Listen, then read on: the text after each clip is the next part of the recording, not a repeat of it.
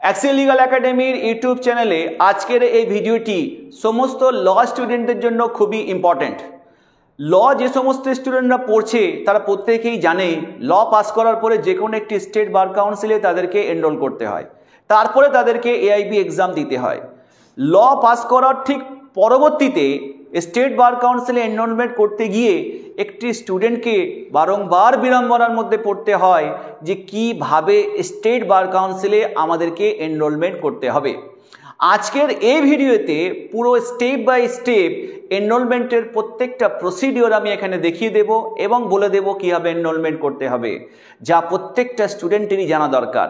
যে স্টুডেন্টটি আজকেই সেমিস্টারে পড়ছে, কালকেই কিন্তু ল কমপ্লিট করার পরে তারও কিন্তু এই ফর্ম ফিল আপের প্রসিডিওরের মধ্যে দিয়ে যেতে হবে, কারণ তাকে স্টেট বার কাউন্সিলে এনরোলমেন্ট করতে হবে। আর এই ভিডিওটা দেখা থাকলে তার আর কোনো সমস্যাই হবে না, এবং এই ভিডিও থেকে আরও কিছু ইনফরমেশনস কিছু ইনফরমেটিভ তথ্য দেব যেগুলো প্রত্যেকটা স্টুডেন্টেরই কিন্তু জানা দরকার। রিসেন্টলি বহু স্টুডেন্ট ল পাস করেছে, তাদের মধ্যেও একই সমস্যা যে কিভাবে আমরা স্টেট বার কাউন্সিল এনরোলমেন্ট করব। আজকের ভিডিওতে আমি দেখানোর চেষ্টা করছি যে কিভাবে স্টেট বার কাউন্সিলে এনরোলমেন্ট করা হয়। আমি যে ফর্মটা স্ক্রিনে দেখাচ্ছি এটা ওয়েস্ট বেঙ্গল বার কাউন্সিলের এনরোলমেন্ট করার জন্য অ্যাপ্লিকেশন ফর্ম। এই ফর্মটা বার কাউন্সিলের ওয়েবসাইট থেকে তোমরা পেয়ে যাবে। যদি তোমরা কেউ মনে করো যে অ্যাক্সিস লিগাল একাডেমি থেকে নেবে, আমাদের একাডেমির সাথে কন্ট্যাক্ট করলেও এর সফট কপি তোমাদেরকে আমরা প্রোভাইড করে দেবো। তো এখানে যে ফর্মটা রয়েছে, সবার প্রথমে একটা স্টুডেন্টকে কি করতে হবে, একদম রাইট সাইডে একটা বক্স করে দেওয়া আছে affix passport size photograph duly attested. প্রত্যেকটা স্টেপ স্টুডেন্টরা ভালো করে ফলো করবে। কোথায় কি করতে হবে আমি ফর্মের মধ্যে দেখিয়ে দিচ্ছি, এছাড়াও আরও কিছু করণীয় আছে সেগুলোও কিন্তু আমি বলে দেব। একদম রাইট সাইডে যেখানে দেওয়া আছে যে affix passport size photograph duly attested, এই যে অ্যাটেস্টেডটা কিন্তু স্টুডেন্টকে নিজে করলে হবে না। একজন লার্নেড অ্যাডভোকেট যে কিনা প্র্যাকটিস করছে কোনো একজন কোর্টে, কোনো একটি কোর্টে, সেই অ্যাডভোকেটকে দিয়ে এখানে কি করতে হবে, তাকে অ্যাটেস্টেড করাতে হবে।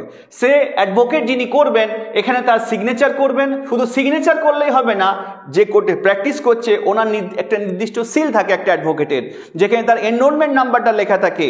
এনরোলমেন্ট লেখা সমেত যে সিলটা রয়েছে সেই সিলটাও কিন্তু এখানে একটা স্ট্যাম্প দিতে হবে। তাহলে একটা স্টুডেন্টকে ফার্স্ট নিজের এখানে একটা পাসপোর্ট সাইজের ফটো এখানে অ্যাফিক্স করার পরে কোনো লার্নেড অ্যাডভোকেটকে দিয়ে সেখানে তাকে অ্যাটেস্টেড করাতে হবে। অনেকেই বলে থাকে যে 10 বছরের বেশি প্র্যাকটিস করছে এমন কোনো অ্যাডভোকেটকে দিয়ে করাতে হয়। আমি বলবো যে কোনো অ্যাডভোকেটকে দিয়েই তোমরা করাতে পারো, কোনো সমস্যা নেই। তবে যে অ্যাডভোকেট বেশ কিছু বছর প্র্যাকটিস করেছে তাকে দিয়ে করালেই ভালো হয়। বার কাউন্সিল এমন কোনো ব্যাপার নেই যে 10 বছরের বেশি এক্সপিরিয়েন্স আছে এরকম কাউকে দিয়ে করানোর। তো চেষ্টা করতে হবে যত বেশি এক্সপিরিয়েন্স অ্যাডভোকেট হবে ততটাই ভালো, কোনো একটা অ্যাডভোকেটকে দিয়ে সেখানে একটা অ্যাটেস্টেড করাতে হবে। তাহলে ফার্স্ট কাজ, রাইট সাইডে ফটো অ্যাফিক্স করে সেখানে একটা অ্যাডভোকেটকে দিয়ে এখানে অ্যাটেস্টেড করাতে হবে। নেক্সট, ফর্মের শুরুতেই দেওয়া রয়েছে 1 নম্বরে name in full in block letters as it is entered in the LLB diploma or certificate. যেখানে তোমার নামটা দেয়া রয়েছে এলএলবি সার্টিফিকেটে, তুমি যে নামটা ইউজ করে থাকো তোমার মাধ্যমিক, তোমার এইচএস, তোমার কলেজে, সেই নামটা যার নিজের নাম ব্লক লেটার লিখতে হবে। প্রত্যেকটা ক্যাপিটাল লেটারে সুন্দর করে নামটা এখানে লিখতে হবে। এবং নাম লেখার ক্ষেত্রে ফার্স্ট ওয়ার্ড, সেকেন্ড ওয়ার্ড এবং থার্ড ওয়ার্ড মাঝখানে কিন্তু একটু গ্যাপ দেবে। গ্যাপ দিয়ে প্রত্যেকে সুন্দর করে ঠিক এই জায়গাটাতে তোমরা কি করবে, নিজের নামটাকে লিখবে। আমি আমার নামটা এখানে লিখে দেখাচ্ছি যেটাভাবে তোমরা লিখবে। আমার নাম কাজী মঈনুদ্দিন, আমি এই কাজী লিখলাম একটা গ্যাপ দিয়ে, ঠিক ক্যাপিটালে যেভাবে লিখতে হয় ঠিক এই রকম ভাবে ফর্মের মধ্যে যে যার নিজের নাম লিখবে। এখানে ইউজ করার চেষ্টা করবে, ব্লু পেন দিয়ে লেখার চেষ্টা করবে, তাহলে লেখাটা সুন্দর হবে। আমি তোমাদেরকে এখানে স্মার্ট বোর্ডে দেখাচ্ছি, সেই কারণে রেড কালার দিয়ে এখানে দেখানোর চেষ্টা করছি। তোমরা এখানে নিজের ফুল নেমটাকে ভালোভাবে লিখবে। তারপরে দেওয়া আছে এখানে ফাদার্স অর হাজব্যান্ড নেম। যদি বাবার নাম থাকে এখানে বাবার নাম প্রত্যেকে ঠিক একই রকম ভাবে এখানে ক্যাপিটালে লিখে দেওয়ার চেষ্টা করবে। কিন্তু এখানে বলে দেওয়া নেই যে ক্যাপিটালেই লিখতে হবে, কিন্তু ক্যাপিটালে যখন লিখলে দেখাটা সুন্দর দেখাবে, তাই ক্যাপিটাল লেটারে প্রত্যেকে এখানে নিজের বাবার নামটা এখানে লিখে দেবে। যদি কোনো কারোর বিয়ে হয়ে থাকে কোনো মেয়ে, তার হাজব্যান্ডের নাম এখানে গার্জিয়ান হিসেবে লিখতে পারো। তারপর এখানে অ্যাড্রেসের কথা বলে দেওয়া আছে ইন ব্লক লেটার। অ্যাড্রেসটাও কিন্তু ব্লক লেটারে লিখতে হবে, এখানে পার্মানেন্ট অ্যাড্রেসটা এখানে লিখতে হবে, আর প্রেজেন্ট অ্যাড্রেসটা এখানে লিখতে হবে।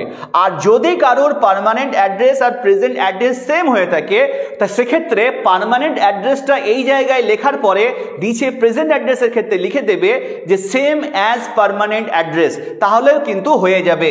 যদি পার্মানেন্ট অ্যাড্রেস আর প্রেজেন্ট অ্যাড্রেস যদি সেম হয়, তো এখানে পরিষ্কারভাবে লিখে দেবে যে সেম অ্যাজ পার্মানেন্ট অ্যাড্রেস, ব্যাস তাহলেই হয়। পুরোটা কিন্তু লিখবে, আমি এখানে ছোট করে লিখে ছেড়ে দিলাম, তোমরা কিন্তু লিখে দেবে যে সেম অ্যাজ পার্মানেন্ট অ্যাড্রেস। আর যদি দুটো আলাদা হয়, পার্মানেন্ট অ্যাড্রেসটা ক্যাপিটালে লিখবে, এখানে তারপরে প্রেজেন্ট অ্যাড্রেসটাকে ক্যাপিটালে লিখবে। তারপর দেওয়া আছে telephone number if any, telephone number যদি থাকে, কোন মোবাইল নাম্বার, এখানে একটা নিজের মোবাইল নাম্বারটা প্রত্যেকে দিয়ে দেবে। তারপরে যে কলামটা রয়েছে, পয়েন্টটা রয়েছে 4 নম্বরে, are you a citizen of India, please say yes আর নো। তুমি যদি সিটিজেন অফ ইন্ডিয়া প্রত্যেকেই আছো, প্রত্যেকে এখানে ইয়েস লিখে দেবে। আবার দেখো বিতে দেওয়া আছে if you are not citizen of India say how do you claim for enrolment, পরিষ্কার এখানে লিখে দেবে not applicable, NA, not applicable. যেহেতু তুমি সিটিজেন অফ ইন্ডিয়া এখানে ইয়েস লিখে দিয়েছো, তাই এই পয়েন্টটা তোমার জন্য অ্যাপ্লিকেবল নয়, নট অ্যাপ্লিকেবল। নেক্সট হচ্ছে পয়েন্ট নাম্বার 5 এ ডেট অফ বার্থ, যার যা ডেট অফ বার্থ রয়েছে এখানে ডেট অফ বার্থটাকে সুন্দরভাবে লিখবে। প্রথমে মনে করো তারিখটা দিলে, 28 তারিখে জন্ম হয়েছে, মার্চ মাসের একটা সাল দিয়ে দিলে, যার যা সাল আছে 2005, যেভাবে হয় এভাবে প্রত্যেকে কিন্তু নিজের ডেট অফ বার্থ লিখবে। সেক্স, এখানে যদি কেউ মেল হয় সে মেল লিখবে, যদি কেউ ফিমেল হয় সে ফিমেল লিখবে, যদি কেউ ট্রান্সজেন্ডার হয়ে থাকে সে ট্রান্সজেন্ডার লিখবে। আচ্ছা, নেক্সট পয়েন্ট যেটা 7 এ রয়েছে, whether the candidate was the graduate or HS pass before admission to the law course. Law course আমরা জানি যে দুটো রয়েছে, একটা 5 ইয়ার্স BLLB কোর্স আর একটা LLB 3 ইয়ার্স কোর্স। যদি LLB 3 ইয়ার্স কোর্সের কেউ পড়াশোনা করে থাকো, সেক্ষেত্রে সে গ্র্যাজুয়েট ছিল। আর যদি কেউ BLLB কোর্স করে থাকো, তাহলে সে HS পাস করা ছিল। তাহলে তুমি ল কোর্সে অ্যাডমিশন নেওয়ার আগে তুমি কি গ্র্যাজুয়েট ছিলে নাকি HS পাস ছিলে? যে গ্র্যাজুয়েট ছিলে সেখানে পরিষ্কার লিখে দেবে যে graduate pass. whether the candidate was a graduate or HS pass, যে গ্র্যাজুয়েশন পাস করেছে সেখানে লিখে দেবে গ্র্যাজুয়েট।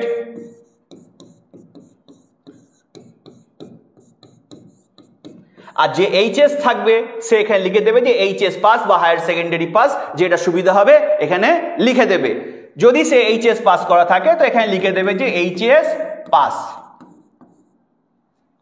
নেক্সট বলছে the date on which the candidate passed, তুমি গ্র্যাজুয়েট হলে গ্র্যাজুয়েশন কোন ডেটে পাস করেছিলে, এক্সামিনেশনটা মানে ডিগ্রি তোমাকে কোন ডেটে দেওয়া হয়েছে। আর যদি HS পাস করে থাকতো তো কোন ডেটে, প্রত্যেকে নিজের যে ফাইনাল মার্কশিট রয়েছে HS কিংবা গ্র্যাজুয়েটের, সেই মার্কশিটের একদম নিচের দিকে বাঁ দিকে তুমি পেয়ে যাবে বা কোনো একটা জায়গায় পেয়ে যাবে যে কোন ডেটে তোমাকে সার্টিফিকেটটা দিচ্ছে HS কিংবা গ্র্যাজুয়েটের, সেই ডেটটা কিন্তু সেখানে মার্কশিট দেখে তোমাদেরকে এখানে লিখতে হবে। এবং বলছে the nature of the degree, তুমি সেটা আর্টস নিয়ে পড়াশোনা করেছো, সায়েন্স নিয়ে পড়াশোনা করেছো নাকি কমার্স নিয়ে পড়াশোনা করেছো HS এ কিংবা গ্র্যাজুয়েটে, সেখানে কিন্তু এখানে লিখে দিতে হবে। কোন স্ট্রিম থেকে তুমি পড়াশোনা করেছো সেটাকেও কিন্তু এখানে লিখে দিতে হবে। 7 নম্বর পয়েন্টের 2 নম্বর যে ক্লজ আছে সেখানে লিখতে হবে। নেক্সট বলছে 8 নম্বর পয়েন্টে যে have you obtained a degree in law as required under section 24 subsection 1 clause C of the act বলতে এখানে অ্যাডভোকেটস অ্যাক্ট 1961 কে বলেছে।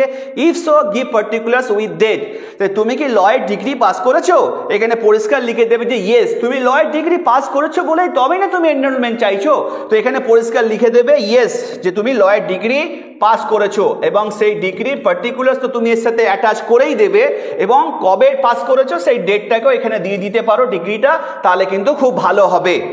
নেক্সট বলছে are you a barrister, if so state the date, তুমি যদি ব্যারিস্টার হয়ে থাকো, তুমি তো ব্যারিস্টার, যদি কেউ পড়ে থাকে সে লিখবে এখানে। আর বেশিরভাগ যারা এখানে পড়াশোনা করছে ওয়েস্ট বেঙ্গল থেকে তাদের কেউ ব্যারিস্টার নয়, এখানে পরিষ্কার লিখে দেবে যে নট অ্যাপ্লিকেবল, এটা তোমার জন্য প্রয়োজন নয়, অ্যাপ্লিকেবল নয়, ব্যাস হয়ে গেল। নেক্সট পয়েন্ট যেটা তোমাদেরকে করতে হবে, পয়েন্ট নাম্বার 8 এর লেখা আছে দেখো, the college at which the course of instruction in law was taken, তুমি কোন কলেজ থেকে এটা করেছো লয়ের ডিগ্রিটা বা কোন ইউনিভার্সিটি থেকে এই ডিগ্রিটা তুমি পেয়েছো, প্রত্যেকে নিজের কলেজ এবং সেই ইউনিভার্সিটির নামটা লিখে দেবে। যদি কেউ ক্যালকাটা ইউনিভার্সিটির আন্ডারে যে 14টা কলেজ আছে সেখান থেকে পাস করে থাকো, প্রথমে যে কলেজ থেকে পাস করেছো, সাপোজ মনে করো শ্যামবাজার ল কলেজ, এখানে লিখে দিলে হেরিটেজ ল কলেজ লিখে দিলে, সাথে লিখে দেবে ইউনিভার্সিটি অফ ক্যালকাটা। কেউ মনে করো দুর্গাপুর ল কলেজ থেকে পাস করেছো, সেখানে লিখে দেবে Durgapur Law College Kazi Nazrul University. যদি কেউ কিংস্টন ল কলেজ থেকে পাস করে থাকো, Kingston Law College West Bengal State University. কেউ মনে করো হুগলি মহসিন থেকে পাস করেছো, হুগলি মহসিন ইউনিভার্সিটি অফ বার্ডওয়ান। যে কলেজে পাস করেছো এবং কোন ইউনিভার্সিটি সেই প্রথমে এই যে পয়েন্টটা রয়েছে এই জায়গাটায় কিন্তু প্রত্যেকে সেটা লিখে দেবে।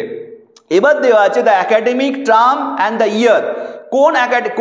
কোন ইয়ারে কোন একাডেমিকটা সেশন থাকে একটা, যে 2020 থেকে 2025 সেশনের মধ্যে পাস করেছো বা কোন ইয়ারে তুমি পাস করেছো সেটাও কিন্তু এখানে লিখে দেবে যে 2020 থেকে 25 সেশন ছিল এবং 2025 সালে তুমি পাস করেছো, মানে in which he commence the course of institution, কোন সালে তুমি আরম্ভ করেছো কোর্স আর কবে শেষ হয়েছে এটা কিন্তু এখানে লিখে দিতে হবে।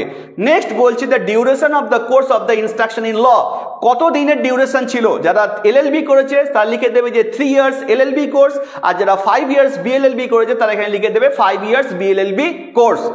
নেক্সট 4 নম্বর পয়েন্ট হচ্ছে the medium of instructions in the set course. প্রত্যেকে ইংলিশ লিখবে, কারণ আমাদের ল ইংলিশেই কিন্তু আমরা পড়েছি বা পড়ছি, প্রত্যেকে সেখানে মিডিয়ামটা এখানে ইংলিশ লিখে দেবে। নেক্সট হচ্ছে the other academic qualifications if any equivalent to a degree as prescribed by the Bar Council of India under section 24 subsection 1 clause 3 subclause 3 and subclause 4 of the Advocates Act 1961 এখানে তুমি পরিষ্কার লিখে দেবে যে not applicable. Point number 5 এ লিখে দেবে not applicable, অন্য কোনো ডিগ্রি লয়ের সাথে আমার করিনি এবং সেটা দেওয়ার প্রয়োজনও নেই, সেক্ষেত্রে নট অ্যাপ্লিকেবল লিখে দেবে। পয়েন্ট নাম্বার 9 এ লেখা আছে do you apply under section 24 subsection 2 of the act, পরিষ্কার লিখে দেবে যে নো। তারপরে দেওয়া আছে or do you apply under section 24 subsection 3 clause A of the act, এখানেও লিখে দেবে যে নো। তারপর লেখা আছে দেখবে do you apply under section 24 subsection 4 of the act, এখানেও লিখে দেবে নো। তার মানে পয়েন্ট নাম্বার 9 এ যে 3টে পয়েন্ট দেওয়া আছে অর করে দিয়ে সেই প্রত্যেকটা পয়েন্টে কিন্তু এখানে লিখে দেবে নো, আর কোনো কিছু লেখার প্রয়োজন নেই।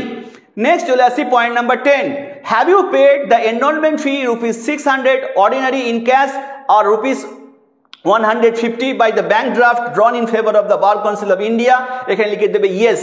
এবং এই যে পার্টিকুলার যেটা আছে সেটার কিছুর প্রয়োজন নেই, বার কাউন্সিল অফিসে যারা আছে তারাই কিন্তু এই ডিটেলসটা তোমার যে চালান জমা দেবে সেটা দেখে কিন্তু তারা এটাকে ফিল আপ করে দেবে, তোমার এটাকে ফিল আপ করার কোনো প্রয়োজন নেই। নেক্সট চলে আসো point number 11, did you make any prior application for your admission as an advocate to any high court or supreme court or any bar council? If so, what happened to that application? তুমি কি আগে কখনো application করেছো কোন জায়গায় enrol হওয়ার জন্য? পরিষ্কার লিখে দেবে যে নো, তুমি এর আগে অ্যাপ্লাই করোনি। State the name of the place where you intend to practise ordinarily. Ordinary তুমি কোন কোর্টে প্র্যাকটিস করতে চাইছো? হাইকোর্টে প্র্যাকটিস করতে চাইছো, কোনো ডিস্ট্রিক্ট কোর্টে প্র্যাকটিস করতে চাইছো, যেখানে তুমি প্র্যাকটিস করতে চাইছো সেটা এখানে কিন্তু লিখে দিতে হবে। Are you in full time or part time service or engage in any trade or business or professions if so particulars, পরিষ্কার লিখে দেবে কিন্তু এখানে no. Next point number 14, have you have convicted previously by any court in India or outside India?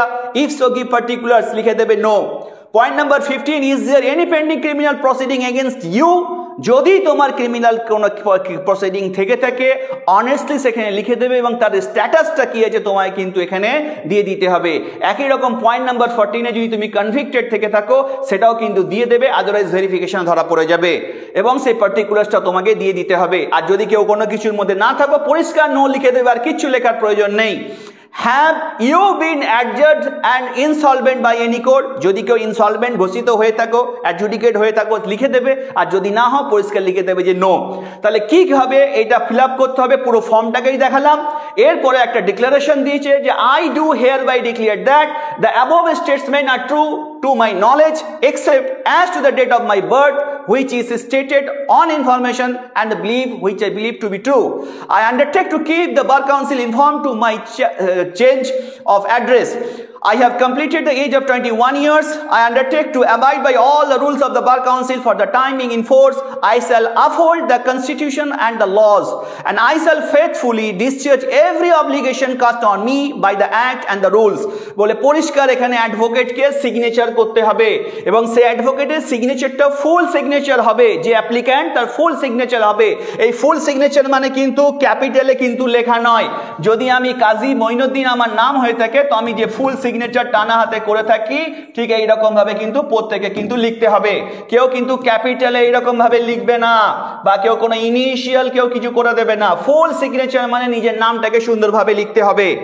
তারপরে যে কাজটা রয়েছে সেটা কিন্তু খুব important, original with attested xerox copies of block letter.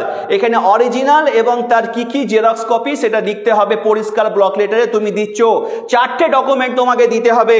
Number 1 এখানে প্রত্যেককে লিখতে হবে যে 10th লিখতে পারো, আবার কেউ লিখতে পারো মাধ্যমিক।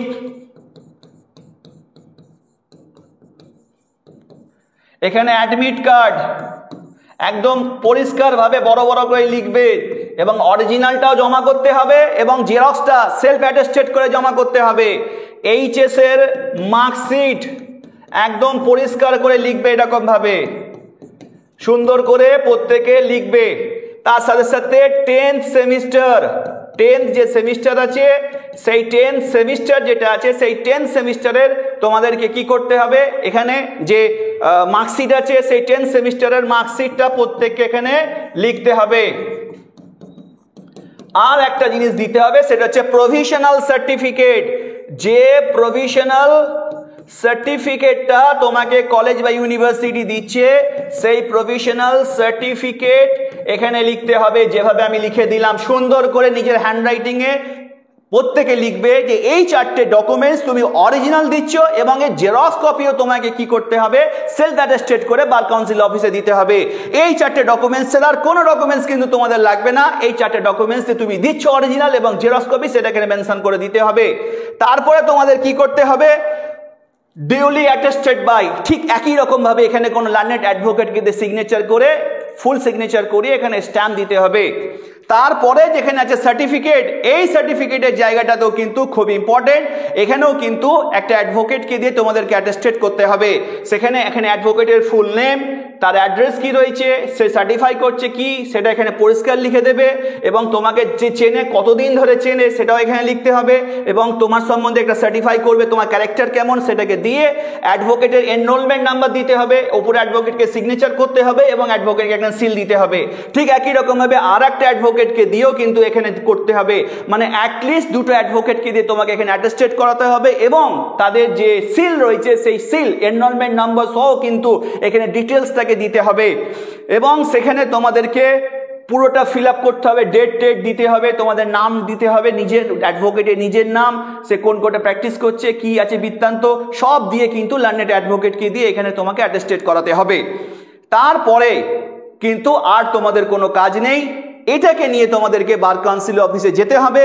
তার আগে বার কাউন্সিল অফিসটা হচ্ছে সিটি সিভিল কোর্টের 7th ফ্লোরে। সেখানে গিয়ে ফর্মটা অরিজিনাল 4টে ডকুমেন্টস, তার জেরক্স কপি সেটাকে অ্যাটেস্টেড করতে হবে এবং তোমাদেরকে কি করতে হবে না স্টেট ব্যাংক যেটা সমৃদ্ধি ভবন তার 4th ফ্লোরে গিয়ে, এই যখন ভিডিওটা করছি এই সময় বার কাউন্সিলের ফিজ এনরোলমেন্ট করার মাত্র 750 টাকা জেনারেল স্টুডেন্টদের জন্য এবং 125 টাকা হচ্ছে SC ST স্টুডেন্টদের জন্য। সেই টাকাটা একটি চালান কাটার মাধ্যমে সেটা স্টেট ব্যাংকে জমা করতে হবে। সেই চালানের কপিটা আমি ভিডিওতে এক্ষুনি দেখাচ্ছি এবং এই যে ডিক্লারেশন ফর্মটা রয়েছে এটা এখন আর দিতে হচ্ছে না, এই ব্যাপারে আমি পরবর্তীতে আসছি।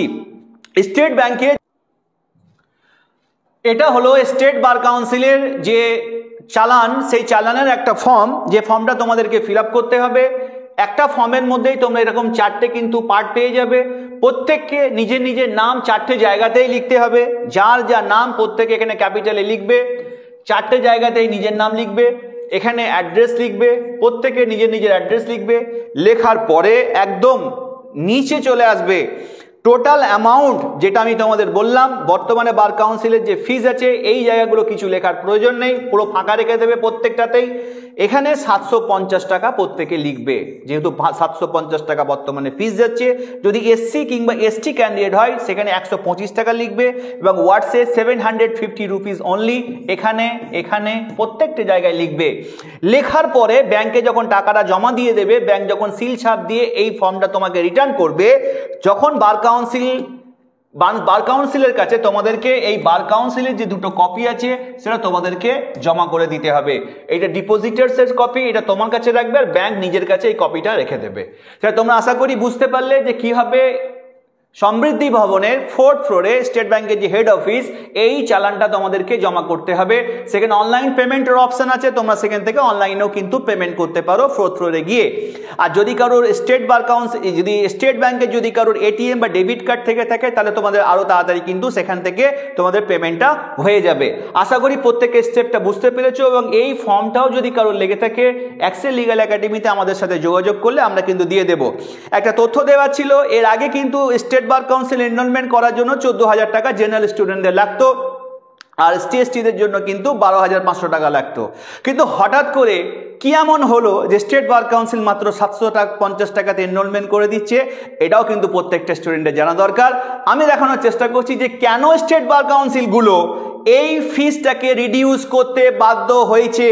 As per the সোলেম verdict of the supreme court of India, প্রত্যেকটা স্টেট বার কাউন্সিল যে টাকাটা অযাচিতভাবে স্টুডেন্টদের কাছ থেকে এত বেশি নিচ্ছিল, সেটা কিন্তু তারা রিডিউস করতে বাধ্য হয়েছে।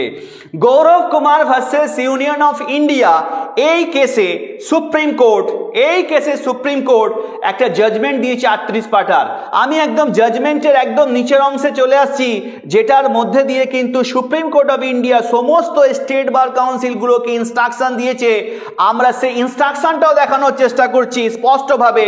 পয়েন্ট নাম্বার 109, সুপ্রিম কোর্ট বলছে, in view of the above discussions we conclude that the state bar council's cannot charge enrollment fees beyond the express legal stipulation under section 24 subsection 1 clause F as it currently stands. The Advocates Act 1961 এর section 24 এর subsection 1 এর clause F যদি তোমরা খুলে দেখো, সেখানে কিন্তু এই 750 টাকার কথাই কিন্তু লেখা আছে।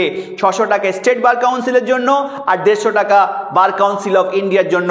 ম্যাক্সিমাম 750 টাকা নিতে পারে, এবং সেই কারণেই কিন্তু স্টেট বার কাউন্সিলগুলোকে সুপ্রিম কোর্ট নির্দেশ দিয়েছে যে এনরোলমেন্ট ফিস তুমি কখনোই beyond the express legal stipulation under section এত তার থেকে বেশি নিতে পারবে না।